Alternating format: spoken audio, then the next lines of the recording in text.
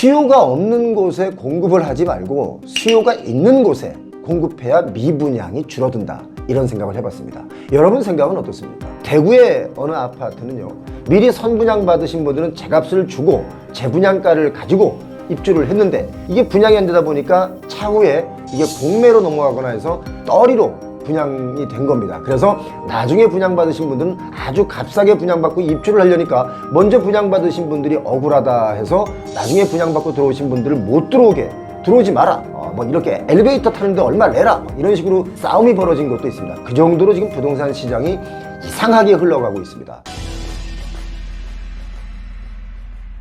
오늘 내용은 정말 많이 의아해하실 수 있는 내용인데요. 경기도의 아파트 미분양 규모가 9,500가구가 넘어섰습니다. 좀 많죠? 경기도 수도권의 미분양 물량이 9,000가구대까지 늘어난 것은 7년 만에 벌어진 일입니다. 현재 전국의 미분양 주택이 1년 만에 다시 7만 가구를 넘어섰습니다. 2023년 작년 11월에는 미분양 숫자가 줄어들어서 5만 8천 호 정도였는데 두 달 전만 하더라도 전국적으로 미분양 아파트는 6만 5천 호 정도였는데 두 달 사이에 5천 호가 부쩍 더 늘어났습니다. 7만 호 미분양 중에 준공후 미분양, 그러니까 악성 미분양도 9개월 연속 증가하면서 13,000가구 정도가 됩니다. 신고가 아직 안 된 것들이 많이 있기 때문에 미분양 물량은 사실상 숨겨진 것이 더 있을 수 있겠죠. 데이터에 집계된 것만 이 정도 숫자입니다. 자, 아파트 가격이 반등하면서 전고점 대비 95%까지 올라왔다, 뭐 이런 뉴스가 나오지만 한쪽에서는 미분양의 숫자가 줄어들기는커녕 더 늘어나고 있는 것을 우리는 인지해야 됩니다. 미분양 아파트의 통계를 보면 전체 중에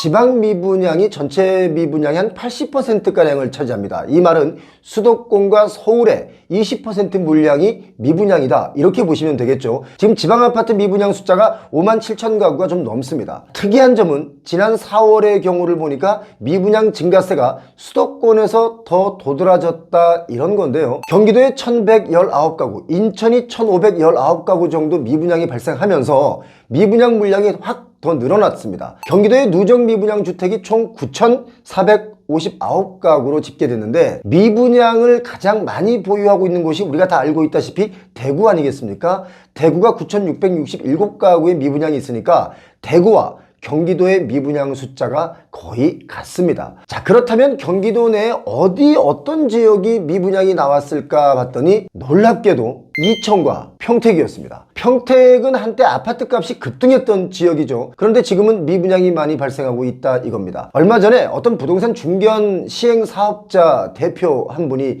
제게 찾아와서 이런 말을 했습니다. 평택 지제역에 GTX-A와 C노선이 들어오니까 그 지역이 동탄처럼 발전할 거 아니냐, 그럼 평택에 아파트를 지어서 분양하면 분양이 잘 되지 않을까요? 라고 저한테 물어봤습니다. 제가 뭐라고 답을 드렸겠습니까? 딱 한마디 했습니다. 굳이 왜? 라고 했습니다. 현재 지제역에는 서울 지하철 1호선과 또 SRT가 정차를 하죠. 그리고 2025년에는 수원발 KTX가 개통될 예정이긴 합니다. 그리고 또 얼마 전에 정부에서 GTX-A와 C노선이 지제역으로 연장되는 방안을 발표하면서 이 지제역 일대를 개발하려고 하는 부동산 개발사들이 관심을 많이 갖는 지역이긴 합니다만, 제가 굳이 왜? 라고 답변을 드린 이유는 지제역 부근이 개발된다고 또 바람을 잡아서 이 업체 저 업체 다 달려들면 땅값만 무지하게 띄워놓게 되기 때문에 말리는 차원에서 굳이 왜? 라고 말을 했습니다. 자, 땅값을 최고가로 주고 사서 분양을 하면 지제역이 발전하여 좋다 한들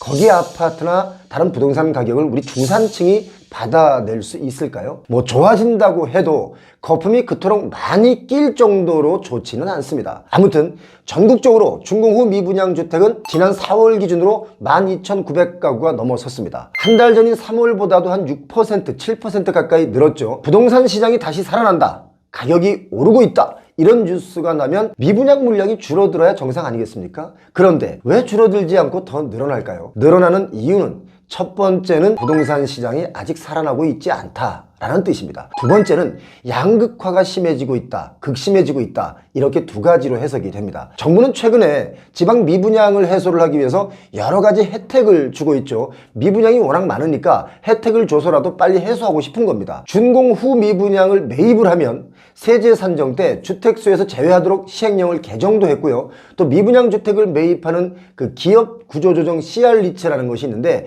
이게 10년 만에 부활을 했습니다. 자, CR 리츠, 이게 뭡니까? 기업구조 조정 리츠라고 하는 건데요. 다수의 투자자로부터 자금을 모아서 끌어모아서 미분양 주택을 사들인 뒤에 임대로 이걸 운영하다가 경기가 좋아지면, 그러니까 부동산 경기가 좋아지면 분양을 해서 수익을 내고, 그 수익을 내고 난 뒤에 투자자들에게 배분하는 구조를 말하는 것이 바로 CR 리츠라고 합니다. CR 리츠가 지방 미분양 주택을 매입하게 되면 취득세 중과 배제를 해줍니다. 물론 준공후 미분양에 한정해서 배제를 해주죠. 그리고 취득 후 5년간 종합부동산세 합산해서 배제하는 그런 세제 혜택을 줍니다. 현재는 시행령 개정안이 입법 예고 중이죠. 지금 시행 중인 건 아니에요. 앞으로 시행하겠다는 뜻입니다. 자, 분양이 워낙 안 되다 보니까 지방의 인허가 신청 건수도 많이 줄어들었다는 거 여러분 뉴스를 통해서 많이 보셨죠. 작년보다도 인허가 신청 건수가 지방의 경우는 24%, 25% 정도 감소했습니다. 제가 볼 때는 좀 더 감소해도 됩니다. 저는 이런 데이터의 수치를 보면서 생각을 해봤습니다. 수요가 없는 곳에 공급을 하지 말고 수요가 있는 곳에 공급해야 미분양이 줄어든다. 이런 생각을 해봤습니다.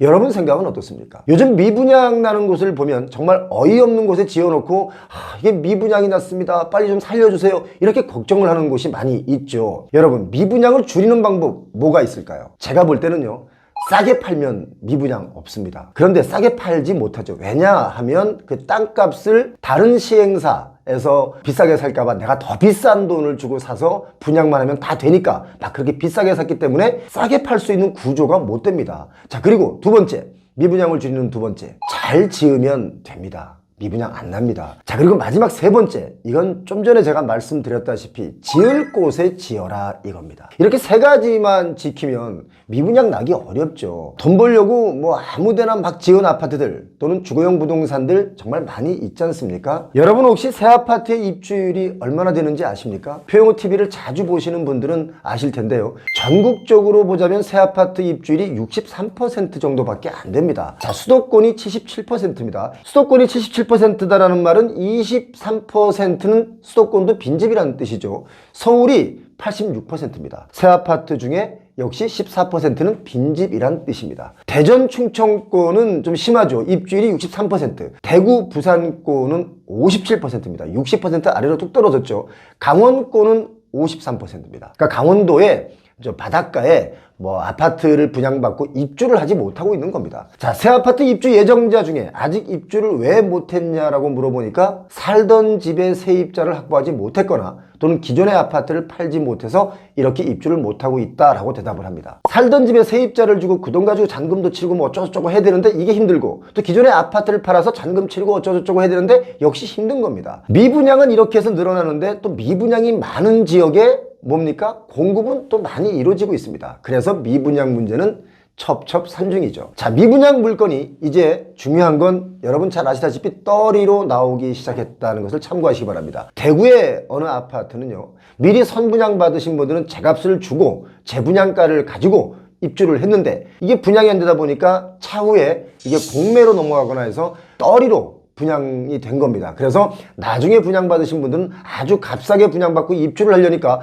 먼저 분양받으신 분들이 억울하다 해서 나중에 분양받고 들어오신 분들을 못 들어오게, 들어오지 마라, 뭐 이렇게 엘리베이터 타는데 얼마 내라, 뭐 이런 식으로 싸움이 벌어진 것도 있습니다. 그 정도로 지금 부동산 시장이 이상하게 흘러가고 있습니다. 자, 부동산 지금 가격이 오른다, 뭐 매매가가 오른다, 전세가가 오른다 라고 하지만 어느 한쪽에서는 이렇게 텅 빈 집도 있습니다. 입주를 못했다는 말은 밤에 불을 켜는 가구가 없다는 겁니다. 새 아파트인데도 불 꺼진 집이 아주 많다는 거, 이거 꼭 기억하시기 바랍니다. 자, 표영호 TV 이런 리스크들을 다 하나하나 꼬박꼬박 체크를 하시면서 리스크를 잘 관리하면서 여러분 부자 되시기 바랍니다. 고맙습니다.